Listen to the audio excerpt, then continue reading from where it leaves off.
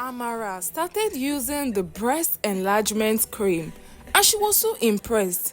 Her tiny breast started growing big and her husband was so happy. But then her breast didn't stop growing bigger until it busted one day. In a shiny neighborhood called Royal Gate lived a young woman named Amara. Money, she had it. Brains, she had that too. Fine face like Sunday morning. But one thing people wouldn't stop talking about, her chest was as flat as a new chalkboard. From the time she was 13, aunties kept peeping at her like inspectors at the port. Amara, are you not growing? They asked. They would whisper when she passed. At church, the woman would hug her with pity, then press her chest on her like they wanted to donate something. Secondary school girls avoided her group photos because they feared that Amara's spirit of flatness would follow them. Nonsense talk, right? But you know how people can be. Amara didn't mind at first. She read books, kept her hair in short curls, wore crepe shirts with bold colors, and walked with her shoulders back like a soldier. If you asked her, she would say, "Abeg, let me face my future." And she meant it. But this town had the talent for wahala. Every wedding turned into a fashion parade. Every fashion parade turned into a body competition, and every body competition turned into one sentence. See Amara, still like pencil. Boys joked in groups. Men pretended not to notice her. Proposals flew over her like planes that refused to land. Then came Chike. Chike was handsome like a strategy, smart like a calculator, and broke like a broken plate. He wore sharp suits with tired shoes and had a smile that said investment opportunity. When he saw Amara as a fundraiser, he leaned over and said, "You are the only person in this room who looks like a future." Amara laughed. It was the first time someone praised her without adding but. One thing led to another. Ice cream, long calls, matching pajamas, and before the town could sprinkle any salt, they got married. People shouted, "At last, oh!" Some said money is sweet. Some said love is blind. But Amara said, God did it, and moved into a house where the doorknobs had their own security guards. For a while, they were happy. Amara continued her charity work and business studies. Chike ran her family's logistics arm like a general. Money started multiplying like rabbits. They traveled, posted pictures, ate jollof with tiny spoons in fancy places. But when money grows, character wears tight shoes. It begins to pinch. One evening, Chike came home, looked at Amara, and cleared his throat. The way men cleared their throats when they want trouble to sound like advice. "Babe," he said, "you know I love you like my destiny. But your stature." "My what?" Amara said. "Your appearance. If you could just walk on your..." He made two small circles in the hair like he was rolling puff puff. Amara stared at him. She heard rain somewhere, yet the windows were shut. "So you want me to add what God did not put?" she asked. Chike smiled like a mechanic about to give you invoice. "Just small enhancements, babe. It will help your dress sense. Our brand. When we attend big events, I want you to, stand out. We are public figures now." Public figures, eh? Money will make people give themselves posts. Still, Amara loved her husband. And she also hated the whispers that followed her everywhere like a stubborn housefly. She told herself it was just a cream, not surgery. A simple thing, no big deal. So she bought a breast enlargement cream called Blossom Deluxe. The label promised afternoon to evening change, natural lift, confidence generator. It came in a pink jar that smelled like strawberry secrets. The seller, a woman with eyelashes that could sweep a compound, said, "Use morning and night. In 2 weeks, you will sing hallelujah." Amara hid the jar in a drawer under her scarves. She rubbed it gently every morning, every night. She didn't pray over it, but she did. On day 3, she noticed a tingling like soda bubbles. On day 5, there was a small change, like a whisper had turned into a quiet hello. On day 10, Shet started saying, "Excuse me." On day 14, Chike clapped like a cheerleader. My baby, see upgrade. He bought her dresses that could carry headlines, booked a dinner at the fanciest place in town, and grinned as they entered like a man who had finally placed the last tile on his mansion. Amara felt different, not better, not worse, just different. People stared with fresh eyes, compliments rained. Wow, you are glowing. New you. This is the you were meant to be. She smiled because smiling is easier than explaining. Then the consequences arrived.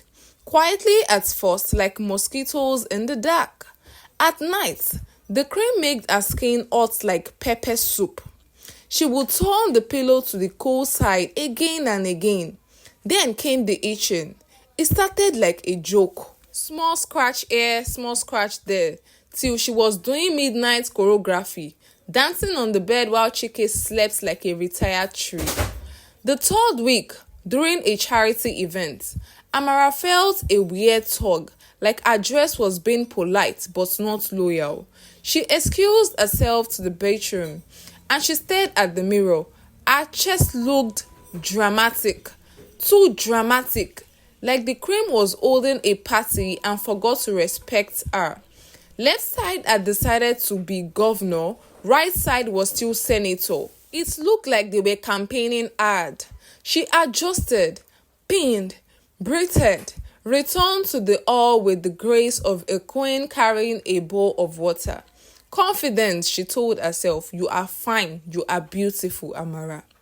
Chike didn't notice the struggle. It was shaking hands like a politician the night before election. The next morning, her skin turned red around the edges. Not painful, not yet, just warning lights. The seller said, "Don't worry, it's the activation stage." Activation stage indeed. By evening, the tingling returned with cousins, shrubbing, pulling, a string heaviness like she had put small bags of beans inside her bra. Things got stranger. The cream had a side effect. The label forgot to mention it. Mood swings, not the crying type, the honest type. Amara's mind started telling the truth out loud. If someone lied, she dictated it like a smoke alarm. If someone disrespected her, her mouth refused to swallow it. At meetings, she would smile, sip water, then say calmly, "What you just said is stylishly foolishness. Let us try wisdom." People would blink, then nod, because she was the boss. Chike didn't like this new honesty, especially in front of his friends. He wanted the new body, not the new voice. The voice came free with the jar. The 4th week, they attended a huge gala. Cameras everywhere. Red carpet like a long tomato. Amara wore a wine-colored dress that could make a clock forget time. She told herself she was okay, but as photos flashed and microphones kissed their faces, the left side lifted more than the right side, like it wanted to inspect the ceiling. She crossed her arm in front and smiled wider. The voice in her head said, "This is not me." Inside the hall, a socialite named Brenda, who behaved like she invented hair and charged everyone for breathing, whispered near Amara's ear, "My dear, your new figure is cute. Keep growing. You are almost the woman you should be." That was the last nail. Amara felt something snap, not in her body, in her patience. She looked at Brenda, then at her husband.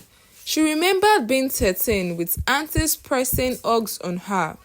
She remembered the hurt she used to feel. She remembered her own laughter, before creams, before the labels, before men who make circles in the hair. When they got home, Amara went to the bedroom and stared long at herself. She saw the redness. She saw the difference. She saw a woman who traded her peace for applaud.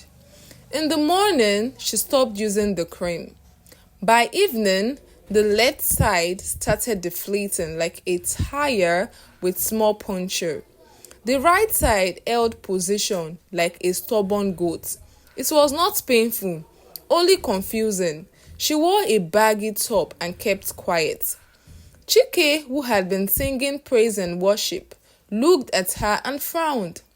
"Babe, what's happening?" "The cemetery." "I stopped the cream," Amara said. "You what?"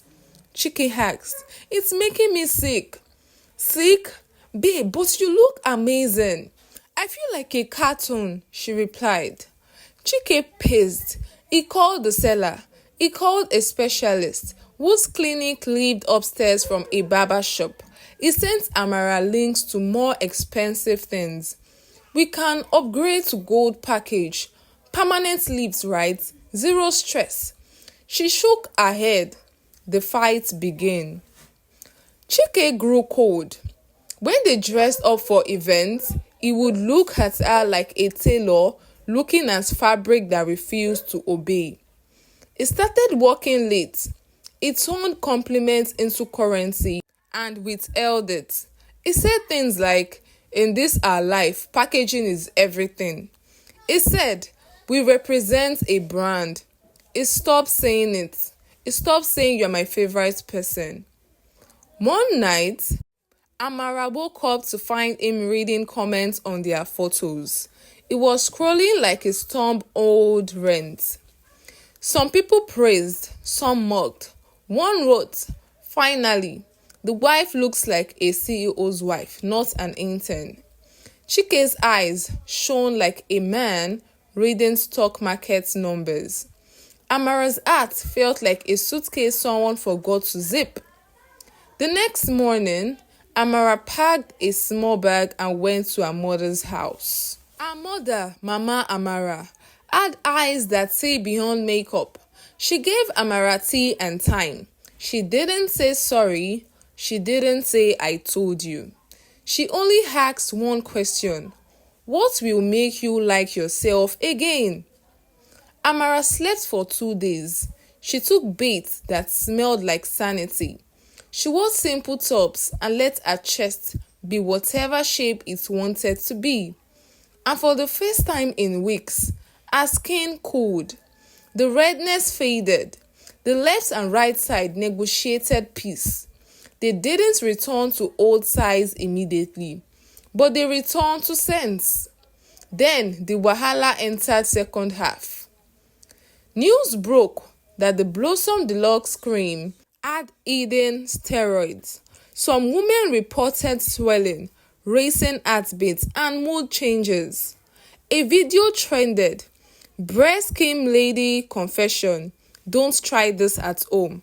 Social media became a market everybody shouted at once. Amara's phone exploded with messages. "Are you okay?" they asked. Then one message shocked her like ice water. A receipt. The first jar of cream she used had been purchased with Chike's card 2 months before they married. Gifted quietly through a stylist to test enhancement. He had planned the upgrade long before the speech about their brand. Amara stared at the receipts until the numbers turned to ants. She felt it in her chest, but it wasn't the cream this time. It was anger, braided with sadness, tied with a ribbon of clarity. She called Chike. "We need to talk." They met in the living room of the big house that now looked like a museum nobody visits. Chike tried to start with charm. Amara raised her hand. "You brought the first cream before we got married." Silence. It blinked like a traffic light. "I wanted the best for us," he muttered at last. No, you wanted the best for your ego. You married me, then you tried to edit me. Amara, please be reasonable, Chike said. Reasonable ended the night your brand became more important than my body. He sighed. Look, Amara, I'm sorry about the cream, but I'm a public figure now. People expect honesty, she said. And you expected me to be your billboard. The doorbell rang. It was two journalists. Amara had tipped off. She had arranged a small interview. Not scandal, just truth. She sat on the couch with them and told her story in calm. Clean words, the pressure, the cream, the redness, the mood, the lies. She didn't drag him. She didn't need to. Facts will do push-ups by themselves. Do you regret using the cream? One asked. I regret forgetting who I was, she said. But I don't regret learning it. The interview went viral. Not because of drama, but because of how she spoke. Plain, firm, kind to herself. Women started calling her not only women with small chests, women who were too tall, too short, too dark, too light, too loud, too quiet. People were too tired of becoming products. Amara started a support group called Own Your Shape. They met Saturdays in a hall with plastic chairs and perfect air conditioning. No mirrors, just people, tea, and truth. They laughed. They cried. They told stories about creams, pills, diets, waist trainers, fake smiles, and many more. Amara listened more than she spoke. When she did speak, she said simple lines that felt like clean water. Your body is not a project. Love should make room, not rules. If you want to change, let it be for you. Meanwhile, Chike tried to perform damage control. He released statements. He blamed the suppliers. He posted old pictures of him and Amara with long captions that smelled like public relation. The more he posted, the more empty it felt. Rich friends started avoiding him, not because of scandals, but because of sincerity, and it's magnetic. And when it is missing, the room becomes dull. One day, Chike came to the support group quietly, and he sat at the back. He listened. He heard a girl say, my fiancé says I should bleach because his office people prefer yellow babes. He heard a mother say, my son calls me fat and I laugh, but it enters like needle. He heard another woman say, my husband wants surgery. I'm afraid of knives and afraid of losing him. Then he heard his own heart sounding like a metal bucket. After the meeting, he walked to Amara, who was packing cups. I was wrong, he said. Not politics wrong, human wrong. I loved the world looking at me more than I loved looking at you. Amara nodded. Sometimes forgiveness is quick. Sometimes it is slow and wise. Ours was the second type. I accept your apology, she said, but my peace is now my firstborn. I won't trade it. They separated for a while. Chike took a small apartment where the kitchen smelled like microwave food. He went to therapy, the quiet kind where you tell the truth without noise. He stopped talking like a brand, and he found peace accepting who his wife really is. Thank you so much for watching, everyone. So let's see your comments on what you feel about this story. Please do not forget to like, share to your friends to learn one or two from this story, because I know this story is something that is really rampant. It is everywhere, really. So you need to be very confident to yourself, no matter how you look, no matter what you say, no matter what people say about you or to you. You need to be very confident. Yes, don't seek validation from anyone. So thank you for watching, besties. Please do not forget to like, share to your friends. Let's discuss in the comment section. Please do not forget to subscribe to this channel and tap on the notification bell so every time I post a video, you know. Thank you.